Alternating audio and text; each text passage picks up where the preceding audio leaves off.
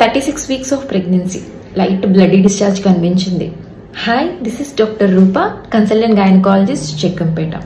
యూజువల్గా pregnant ladies యొక్క cervix యొక్క టాప్ దగ్గర ఒక మ్యూకల్ ప్లగ్ అనేది ప్రొటెక్టివ్గా యాక్ట్ చేస్తుంది అనమాట. ఎందుకు? అసెండింగ్ బ్యాక్టీరియల్ ఇన్ఫెక్షన్స్కి బేబీకి రీచ్ అవ్వకుండా ఉండాలని చెప్పి. ఇప్పుడు సర్విక్స్ అన్నది లేబర్కి ప్రిపేర్ అవుతున్నప్పుడు సర్విక్స్ అనేది స్మూత్ అవుతుంది. స్మూత్ అయ్యి ఈ మ్యూకల్ ప్లగ్ అనేది డిస్లార్జ్ అవుతుంది.